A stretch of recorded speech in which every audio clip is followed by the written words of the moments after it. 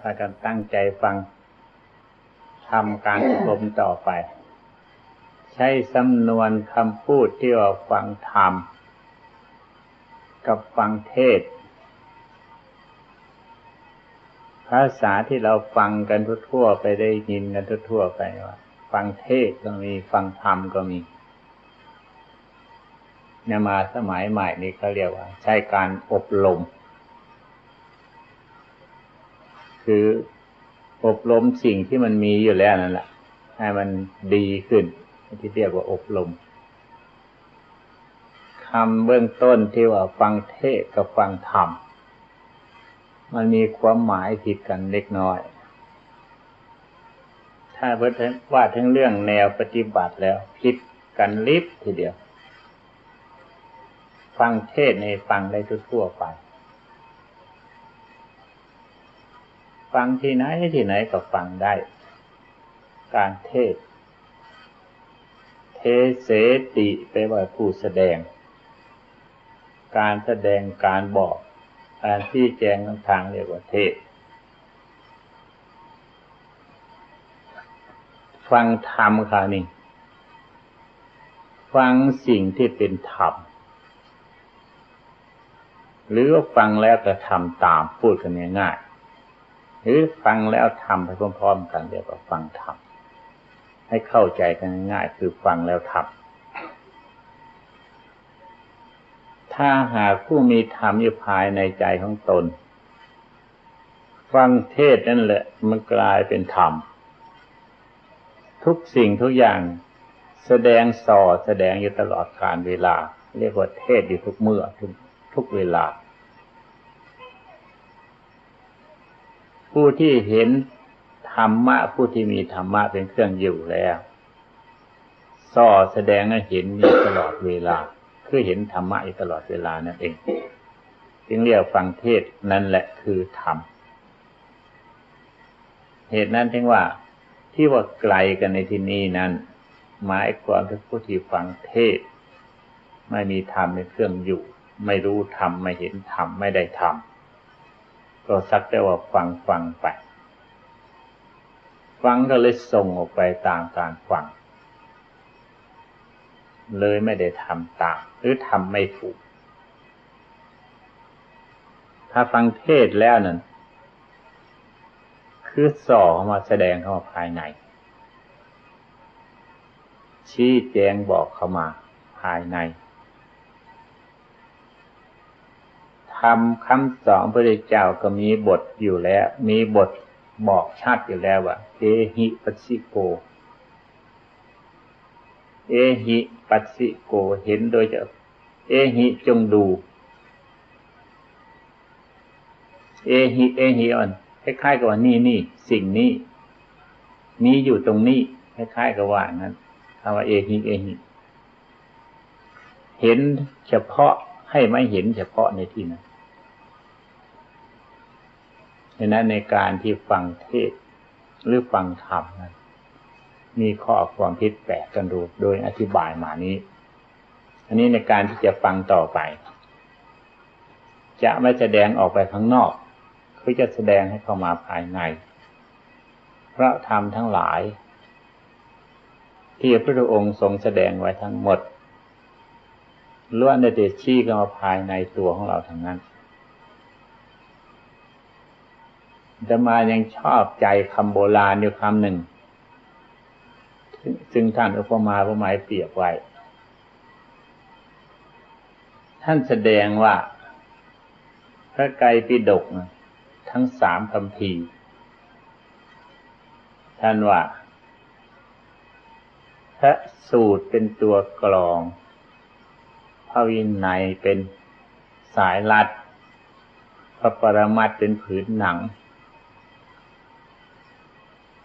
จตุสัจจะทันดัง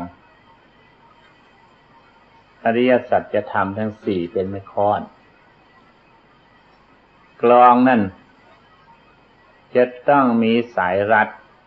และก็มีผืนหนังหุ้มหน้ากลองแล้วก็จะต้องมีค้อนสำหรับตีกลองจึงค่อยจะดัง ท่านอุปมาเปรียบพระธรรมคำสอนของพระพุทธเจ้าพระสูตรเป็นตัวกลองหมายความว่าตัวของเราทั้งหมดคือพระสูตรตัวของเราเนี่ยเป็นตัวพระสูตรทีเดียวคำที่ว่าสูตรในที่นี้เนี่ยเป็นเรื่องเป็นราวแสดงเป็นเรื่องเป็นราวเป็นอาการถ้าจะพูดถึงเรื่องคนเราแต่ละคนตั้งแต่เกิดจนวันตายเป็นนิทานยืดยาวนั่นเรียกพระสูตรในพระสูตรคือตัวตนคนเราเนี่ยแต่ละคนละคนจะต้องมีพระวินัยเป็นหนังรัดคือว่าวินัยได้แก่ศีลตามภูมิของตนอุบาสกอุบามีศีลอุบาสิกามีศีล5ศีล8สามเณรศีล10ภิกษุศีล227ลักลั่นกันเป็นตามชั้นตามภูมิถ้าหากว่าไม่มีหนังนี่ไม่มีพระวินัยคือหนังเป็นเครื่องรัดเสร็จแล้วคนเราจะกระจัดกระจายคือไม่มีขอบเขตประพฤติตนไม่มีขอบเขตไม่มีศีลเป็นเครื่องร้อยรัดแล้วปฏิบัติไม่มีขอบเขตเลย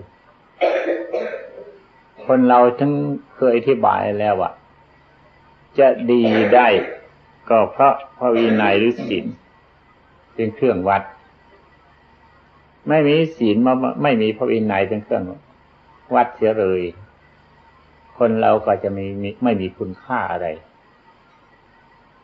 หรือถ้าจะเทียบเปรียบมันก็สัตว์ทั่วไปตัวนึงเราก็จะมองเห็นได้บรรดาสัตว์ทั่วไปเขาไม่ได้รักษากายวาจาคือมันมีศีลเป็นเครื่องอยู่ก็จะมีคุณค่าพิเศษได้ถ้าหากคนเราเป็นเช่นนั้นก็ไม่ผิดอะไรกับสัตว์ทั้งหลายเหล่านั้นแต่นี้คนเรามีศีลเป็นเครื่องร้อยรัดคือศีลนั่นร้อยรัดไว้ไม่ให้กระจัดกระจายอยู่ในขอบเขตของศีลเช่นงดเว้นจากการฆ่าสัตว์ลักทรัพย์ประพฤติผิดมิจฉาจารอะไรทั้งหมดในเรื่องเหล่านี้อยู่ในขอบเขตคนเรายังค่อยสูงดีกว่ากันนี้สูงต่ำเหลื่อมล้ำกันเพราะคุณงามความดีอันนี้แท้ๆนี่จึงว่าพระวินัยเป็นสายรัดท่านอุปมาเปรียบเหมือนพระปรมัตถ์เป็นผืนหนังพระปรมัตถ์คืออภิธรรม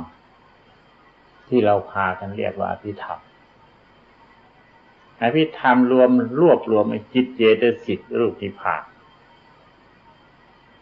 รวมมันมี4จิต1เจตสิกรูป1นิพพานแสดงถึงเรื่องจิตถึงเรื่องเจตสิกถึงเรื่องรูปถึงเรื่องนิพพานก็คือตัวของเราไม่ใช่ที่อื่นรูปก็คือตัวของเราจิตก็คือตัวของเราเจตสิกรูปคือตัวของเราตัวของเรานี่แหละที่เอาหนังคืออภิธรรมได้แก่จิตเจตสิกรูปนิพพานเนี่ยมาหุ้มห่อตัวของเราไว้หนังสือโบราณคัมภีร์โบราณท่านอธิบายยืดยาวพูดถึงเรื่องพระอภิธรรมตกแต่งร่างกายแสดงถึงเรื่องอักขระ32ตัวพยัญชนะ8มาตกแต่งผมขนเล็บฟันหนังเนื้อเอ็นกระดูกโอ้โหยืดยาวเอาพระอภิธรรมมาตกแต่งตัวของเราคือท่านแสดงอยากจะให้เห็นว่าตัวของเราคือเป็นปรมัตถธรรมตัวของเราคือเป็นธรรมะถ้าอยากให้แสดงมาตรงนั้นเองยังให้เข้าใจมาตรงนั้นเองแต่คนก็เข้าใจผิดไปถือว่าพระอภิธรรมมาแต่งเอาจริงๆจังผมขนเล็บฟันหนังเนื้อเอ็นล้วนแต่อภิธรรมทั้งนั้นมาแต่ง อาสาสะภาษาสะคือลมหายใจเข้าออกเรียกว่าพระสูตรพระวินัยลมหายใจออกเรียกพระวินัยหายใจเข้าเรียกว่าพระสูตรไปอย่างนั้นเป็นพิธีเป็นคัมภีร์ใหญ่โตกว้างขวางนั่นเรียกว่าปรมัตถ์คือพื้นหนังอันนี้ยังกรองแล้วค่ะนี่ถ้ามีตัวกรองแล้วก็มีพื้นหนังคือหุ้มหน้ากรองแล้วก็มีสายรัดอันกรองนั่นแหละถึงจะดังกรองที่หุ้มหนังแล้วนั่นมีสายรัดแล้วนั่นถ้าหากไม่ตีก็ไม่ดังอีกละคอยท่าคุณตีคอยท่าสิ่งที่จะมาตีมันจะค่อยจะดังถ้าไม่ตีก็ทิ้งอย่างนั้นแหละไม่ดังหรอกท่านจึงอธิบายต่อไปว่าจตุสัจจะทันดังอริยสัจธรรมเป็นไม้ค้อนตีก้องกังวานอริยสัจธรรมนั้นสี่คือทุกข์สมุทัยนิโรธมรรคตีตรงไหนตีกลองนั่นเองก็หมายความว่าสัจธรรมทั้งสี่ไม่ได้หนีจากตัวของเราทุกข์นั้นดังคนเขาทุกข์จนกระทั่งออกปากบางคนร้องโฮเลยก็มีมันดังออกมาคือทุกข์ตีนั่นเองความเสียอกเสียใจน้อยอกน้อยใจเศร้าสลดเสียใจด้วยประการต่างๆออกปากร้องโฮมาดังเลยนั่นแหละคือสัจธรรมเป็นค้อนตีทุกข์อยู่ตรงนั้นคือค้อนตีกลองมันดังสัจธรรมเป็นของดีมีคุณค่ามากแต่คนไม่อยากได้สัจธรรมทุกคนแหละมนุษย์สัตว์ทั้งหลายในโลกนี้ไม่มีใครปรารถนาสักคนเดียวสัจธรรมคือทุกข์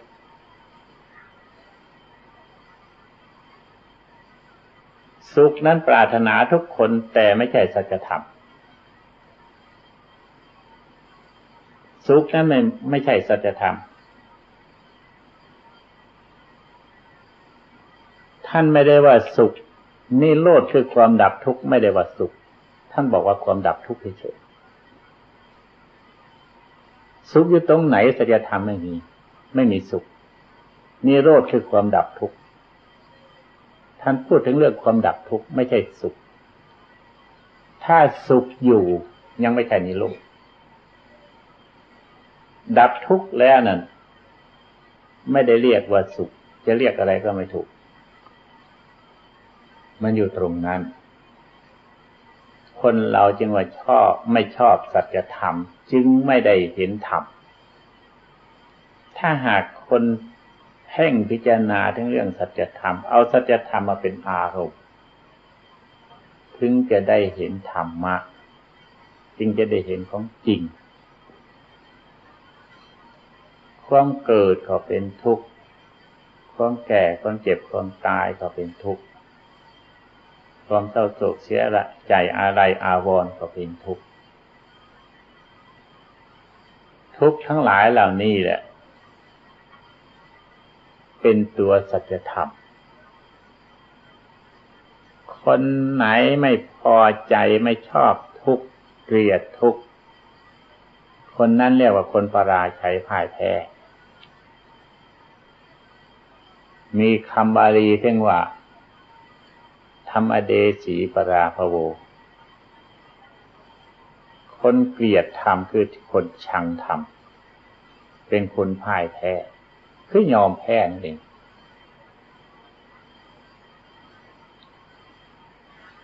ถ้าหากว่าเราพอใจในทุกข์ก็เรียกว่าคนพ่ายแพ้อีกเหมือนกัน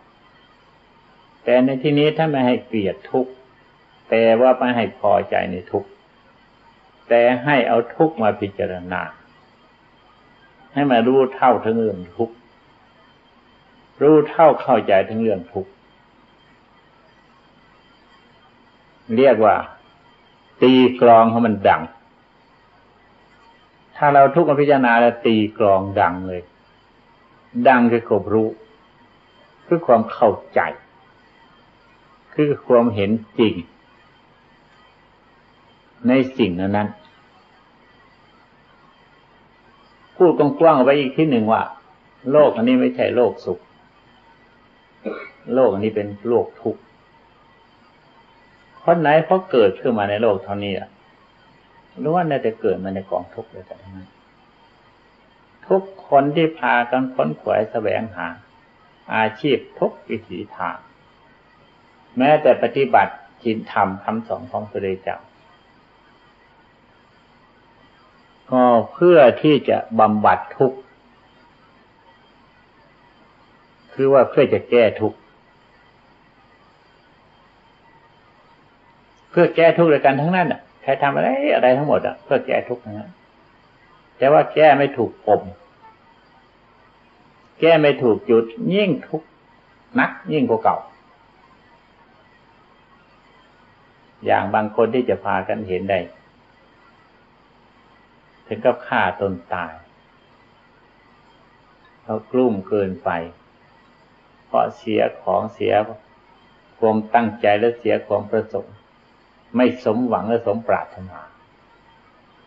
ถึงฆ่าตนตายแต่ที่จริงเขาก็ต้องการเพื่อจะบำบัดทุกข์ของเขานั่นแหละเบื้องต้นดังนั้นผิดหวังเลยเนี่ยจนเกิดฆ่าตนตายนี่ถ้าหากผิดทางที่จะถ้าหากว่าดำเนินแนวทางให้บำบัดทุกข์ผิดทางเนี่ยทุกข์ยิ่งกว่าเก่าทางที่พระพุทธเจ้าท่านสอนให้อบรมศีลธรรมก็เพื่อบำบัดทุกข์นั้นคือให้เข้าไปเห็นทุกข์ทั้งหลายเหล่านั้นเข้าใจทุกข์ทั้งหลายนั้นตามเป็นจริงไม่หลงทุกข์จึงไม่เดือดร้อนในเรื่องทุกข์ถ้าหลงทุกข์แล้วก็เดือดร้อนในเรื่องทุกข์นี่สัจธรรมอยู่ตรงนี้ดังอยู่ตรงนี้เกิดขึ้นมาในโลกแล้วเกิดมาในกองทุกข์ด้วยกันทั้งนั้นพระพุทธเจ้าท่านตรัสเทศไว้แล้วเทศนาไว้แล้วทุกข์อันนี้เกิดขึ้นแล้วโลกอันนี้ไม่มีอะไรหรอกนอกจากทุกข์เกิดขึ้นแล้วดับไปทั้งหมดไม่มีนอกจากทุกข์เกิดขึ้นแล้วดับไปไม่มีอะไรเลยเหลือไปหาดูเถอะใครจะไปหาสุขตรงไหนไม่มีทั้งนั้นน่ะสุขเพราะเมาสุขเพราะหลงแต่แท้ที่จริงอันที่เขาว่าสุขนั่นคือทุกข์นั่นเองที่เข้าใจว่าสุขนั่นคือทุกข์นั่นเองคนไม่ชอบทุกข์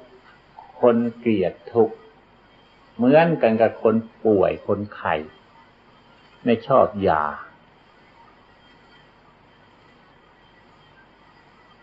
โรคเลยไม่หายคนไม่กินยาไม่ทานยาโรคก็เลยไม่หายธรรมคำสอนพระพุทธเจ้าเป็นธรรมโอสถสำหรับที่จะรักษาคนป่วยคนไข้พระพุทธเจ้าเป็นหมอเอกเป็นหมอวิเศษยิ่งกว่าหมอในทั้งหมดทั้งโลก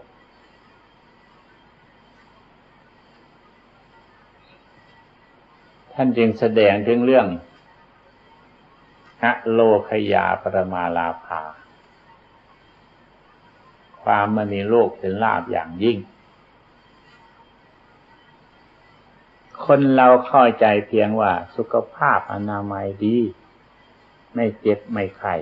ไม่ป่วยกระเซาะกระแซะเรียกว่าคนไม่มีโรคก็ถูกเหมือนกันอันโลกส่วนนั้นมันไม่มีก็ค่อยได้ความสุขความสบายบ้างเรียกว่าเป็นลาภของคนนั้นเหมือนกันแต่โลกอโลคยาปรมาลาภาคำว่าเป็นลาภอย่างยิ่งไม่ใช่ลาภอย่างนั้นอันนั้นเป็นลาภธรรมดาค คือไม่เจ็บไม่ป่วยไม่ไข้นั่นเป็นลาภธรรมดาไม่ใช่ลาภอย่างยิ่งคือการได้อย่างยิ่งการได้อย่างยิ่งไม่ได้หมายลาภไม่ได้หมายโลกนั้นคือโลกใจโลกในที่หมายความทั้งเรื่องเชื้อโลกคือตัวกิเลสมันเกาะกินใจของคนให้ป่วยอยู่ตลอดเวลาคนป่วยใจนั่นน่ะไม่มียารักษายาในโลกนี้ไม่มีหรอก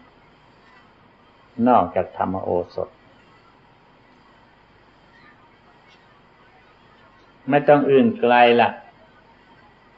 แล้วคิดถึงเรื่องแนวปฏิบัติของเราเดี๋ยวนี้ใจที่เราคิดวุ่นวี่วุ่นวายสงสัยตามอาการโน่นนี่ปรุงนั่นแต่งนี่เดี๋ยวไปยึดมันยึดนี่ไปยึดสิ่งที่ชอบใจไม่ชอบใจไปเกาะเกี่ยวสิ่งที่ชอบใจไม่ชอบใจเดี๋ยวไปเกลียดเดี๋ยวไปโกรธเดี๋ยวไปโลภไปหลงมัวเมานั่นนี่อันนั้นแหละเชื้อโรคของใจ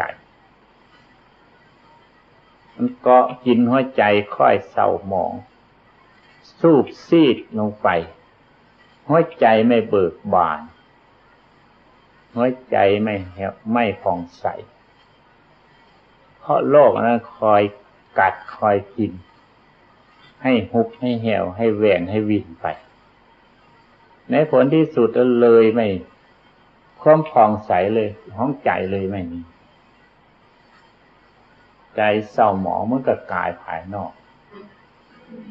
ผู้มีโรคประจำตัวสูบซีดพร้อมแห้งแรงน้อย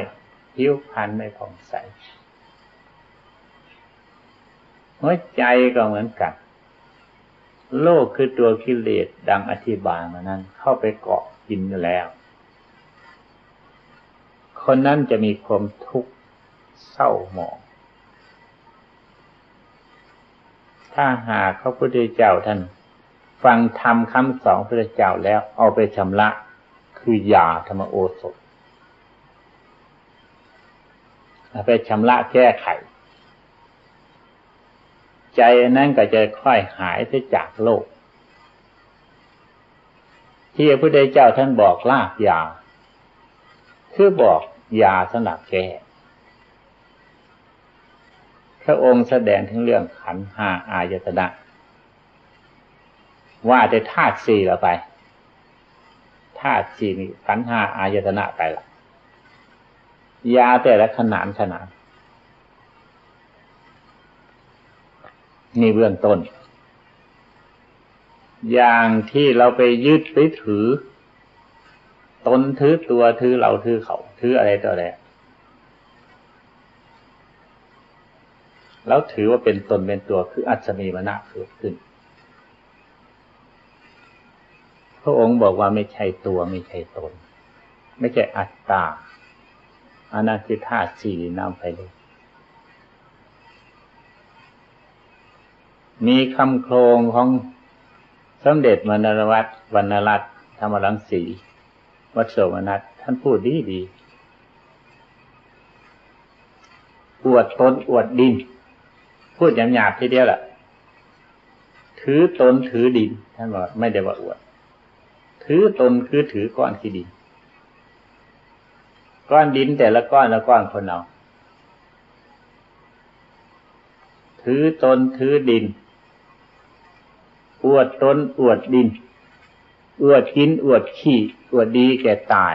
อวดสบายแก่โลก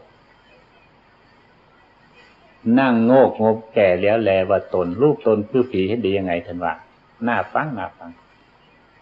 ท่านเป็นกรรมฐานเก่าแก่ครูบาอาจารย์กรรมฐานที่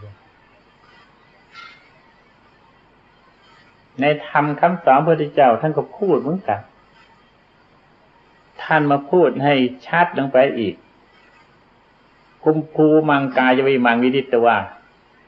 พระองค์ตรัสเทศนาว่าใครจะมารู้จักซึ่งหม้อคือตัวอัตภาพนี้กุมภูวมัง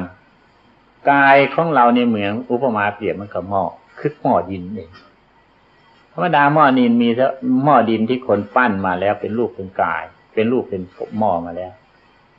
นี่อาจจะต้องแตกในวันหนึ่งข้างหน้ารูปกายนี่ก็ต้องแตกเหมือนกันไม่ถึง100 ปีต้องแตกแต่หม้อนั้นมันเร็วกว่านั้นหน่อยหม้อดินแท้ๆหม้อดินนี่มันเร็วกว่านั้นหน่อย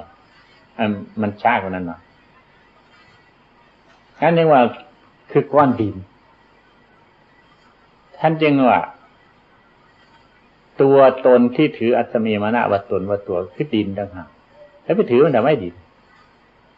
ไม่ใช่ของเราเนี่ยดินเมื่อเราไม่เห็นอย่างนี้มันก็อัตมีมานะก็หายไปเวทนาก็เกิดจากก้อนดินตั้งอธิบายมาแล้วทุกข์เกิดในโลกอันนี้เกิดมันมีทุกข์เกิดขึ้นแล้วดับไปนอกจากทุกข์เกิดขึ้นแล้วดับไปไม่มีอะไรเลยเหลือในโลกนี้คำว่าทุกข์เกิดขึ้นแล้วดับไปก็คือเกิดขึ้นจากเฉพาะบุคคลคนหนึ่งนั่นเองถ้าคนไม่เกิดโลกมันก็ไม่มีทุกข์ทุกข์ไม่มีหรอกมันเกิดที่คนเกิดต่างหากทุกข์เห็นนั้นยังว่าถ้าหากเราไปเข้าใจตามเป็นจริงว่าอันนี้คือก้อนทุกข์ไม่ใช่ก้อนเราไม่ใช่ตัวเราอันที่ว่าเราทุกข์มันก็หายไปถึงมันปรากฏอยู่เราเห็นอยู่รู้จักอยู่รู้สึกอยู่ว่าเพราะมีสัมผัสอายตนะจิตของเรามีแล้วก็ครองอยู่ในกายนี้มันกระทบที่กายนี้เกิดทุกข์ขึ้นมาแล้วก็รู้จักว่าทุกข์เกิดที่กายเกิดที่ใจสัมผัสกันอันนี้นี่เป็นเรื่องทุกข์ของโลกเราเห็นเป็นเรื่องทุกข์ของโลกมันก็สบายนั่นยาแก้ทุกข์ขนาดที่2สัญญาคือการจดจำมันจำดีเหลือเกินคำว่าสัญญาจำแม่นเหลือเกินอารมณ์ใดๆที่มันนานแสนนานล่วงลับไปแล้วเลยไปแล้วตั้ง20 ปีก็ช่างมันเอามายึดเอามาจดจ่อมาจำอย่างนั้นแหละไม่รู้อันสัญญาที่ล่วงเลยไปแล้วก็ยังชั่วหน่อยเรียกว่าสัญญาอดีตเพราะมันเคยผ่านมาแล้วมันร้ายกาจเข้าไปกว่านั้นอีกคือสัญญาอนาคตนั่นสิมันยิ่งร้ายกว่านั้นอีกยังไม่ได้เคยพบเคยเห็นยังไม่ได้เคยเป็นเคยมีเลยมันไปสัญญาไปยึดไว้ก่อนไปแล้วก่อนที่จะเกิดสัญญาก็คือสังขารได้ปรุงไว้ก่อนแล้วก็เกิดสัญญาไปยึดไว้ตรงนี้เป็นหมายมั่นจดจำไว้ตรงนี้เรื่องสัญญาท่านอุปมาเปรียบไว้มารีจีรูปมาสัญญาสัญญาเปรียบเหมือนกับพยับแดดร้อนๆก็กล้าเราเดินไปในทุ่งมองดูข้างหน้าเห็นเป็นตัวยิบยับยิบยับยับพอเข้าไปถึงหายไปพอเข้าไปถึงต้นหายไปเห็นปลาตัวข้างหน้าโน้นสัญญาความจำหมายมั่นนั่นนี่ก็เช่นเดียวกันเป็นหมายเป็นเหมือนกับพยับแดดจำนี่แล้วก็ไปจำโน่นจำโน่นแล้วก็ไปจำโน่นมันไม่เอาเรื่องเอาราวหรอกจำแล้วก็หายไปวางไปทิ้งไปจำไปแล้วทิ้งไปแล้วตัวอุปทานเข้าไปแทนที่ตัวสัญญามันวางเลยตัวอุปทานเข้าไปแทนที่ถ้าหากเราตามเข้าไปดูตัวสัญญาอ๋อมันทิ้งแล้วนี่มันจะไปตามมันทำไมตัวอุปทานเข้าไปยึดต่างหากอันที่เราว่าจำนั่นจำนี่คือตัวอุปทานเมื่อเราเข้าไปพิจารณาอย่างนี้เป็นอาการเกิดดับของจิตจำแล้วก็หายไปจำโน่นหายไปจำนี่แล้วก็หายไปจำทิ้งเลยวางจากนี้ไปจำโน่นถ้าจะว่ามาเปรียบอีกในหนึ่งสัญญาตัวนี้คล้ายๆกับไอ้ลิงที่มันจะไปตามต้นไม้น่ะมันต้องวาไปจับกิ่งนี้แล้วก็คว้าจะกิ่งหน้าพอจับกิ่งหน้าได้มั่นแล้ววางมือนี่ แล้วก็ไปคว้าจะกิ่งหน้าต่อไปมือขวาจับกิ่งนี่ไว้แล้วมันก็โหนตัวไปจับกิ่งหน้ามือซ้ายไปจับกิ่งหน้าพอจับกิ่งหน้าแล้วคราวนี้ก็วางมือซ้ายนี่มือขวาวางมือขวานะมือซ้ายยึดแล้วก็วางมือขวาโยนตัวไปวาไปตามกิ่งไม้ต่างๆสัญญาก็แบบนั้นแหละมันไม่แน่นอนท้าวรอะไรเป็นตนเป็นตัวได้หรอกถ้าเราเข้าใจอย่างนี้แล้วจะไม่ไปยึดเอาสัญญามาเป็นตนเป็นตัวมาเป็นของเราเลยสัญญาก็เลยสักว่าสัญญาสังขารก็ทำนองเดียวกันท่านได้พอมาเปรียบมันก็ต้นกล้วยไม่มีแก่สังขาราก็ได้รูปมาอุปมาเปรียบมันก็ต้นกล้วยเนี่ยใครจะไปหาแก่นไม่มีหรอกปลอกเข้าไปเป็นได้หยวกทั้งหมดถ้าไปตอนที่สุดก็เป็นหยวกหมดเลยไม่มีแก่นสังขารหาสาระไม่ได้ไม่ว่าสังขารรูปสังขารนามสังขารมีสองอย่างสังขารรูปคือรูปกายเช่นตัวของเรานี่แหละหาแก่นสารไม่ได้ดังอธิบายมาแล้วคือรูปอัตภาพร่างกายได้แก่ธาตุสี่น้ำผสมนั่นเองสังขารจิตนิ่งแล้ววับไปแหวกปรุงนั่นแต่งนี่แล้วก็หายไปวางไปไม่มีสาระแก่นสารใดเลยคือเกิดดับอยู่ตลอดขณะทุกขณะเหมือนกันตัวสังขารเหมือนกันนี่ก็เป็นยาขนาดหนึ่งสำหรับที่จะกำจัดโลกคือความปรุงความแต่งทำให้ใจกวัดแกว่งส่งสายไปตามอาการต่างๆวิญญาณนั่นก็ยิ่งแล้ววิญญาณในที่นี้น่ะหมายความถึงวิญญาณที่เกิดความรู้ตามอายตนะพัสสะเกิดขึ้นมาแล้วเกิดความรู้พับเดียวหายไปพอรู้พับเดียวหายไปกระทบครั้งแรกนั้นเรียกว่าวิญญาณในอายตนะเกิดความรู้สึกครั้งแรกขณะต่อไปก็คือเรียกว่าเจตสิกขณะที่ต่อไปก็เป็นสัญญาเป็นสังขารเป็นอุทานครั้งแรกรู้สึกครั้งแรกตัวประธาน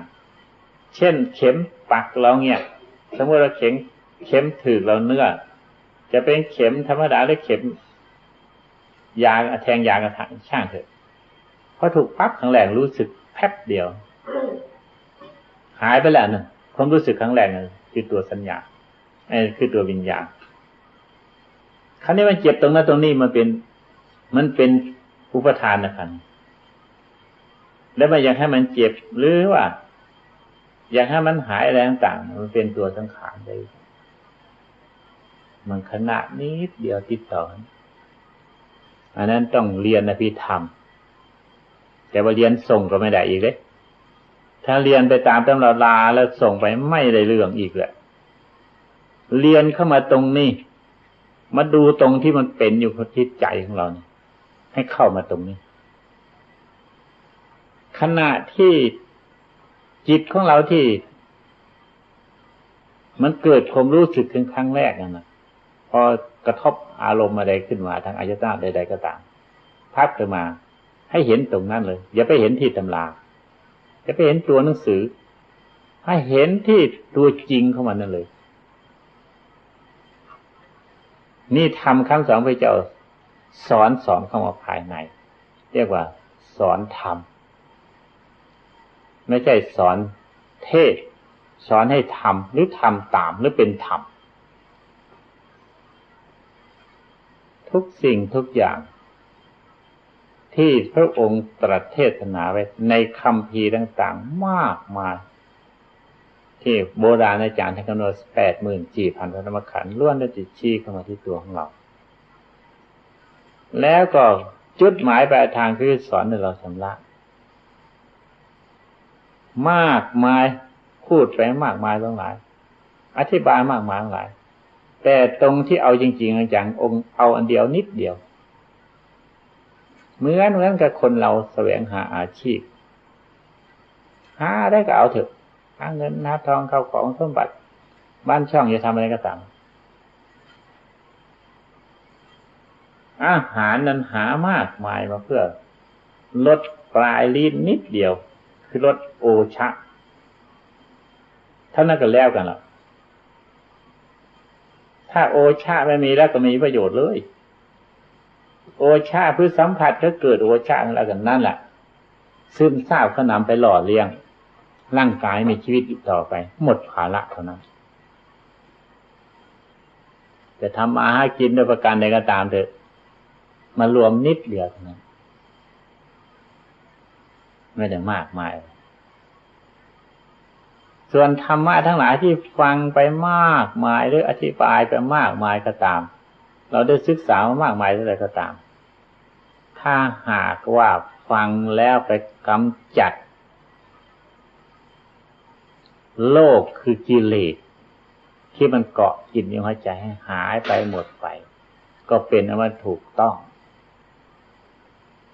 ตามพุทธประสงค์ที่พระองค์เจ้าตรัสเทศนาไว้ถ้าหากฟังไปไม่ได้การสะสมฟังไปไม่ได้การลังเลสงสัยฟังไปไม่เข้ามาถึงจุดนั้นสักทีก็เรียกว่าเพิ่มโลกขึ้นยาแสลงโลกคนนั้นอาจจะโรคจะไม่หายบางทีอาจจะถึงกับตายก็ได้คือรักษาตนไม่ได้เกิดความเดือดร้อนวุ่นวายเกิดลังเลสงสัยในการปฏิบัติเกิดลังเลสงสัยในธรรมคำสอนพระเจ้าเลยเกิดมิจฉาทิฏฐิเป็นมิจฉาทิฏฐิขึ้น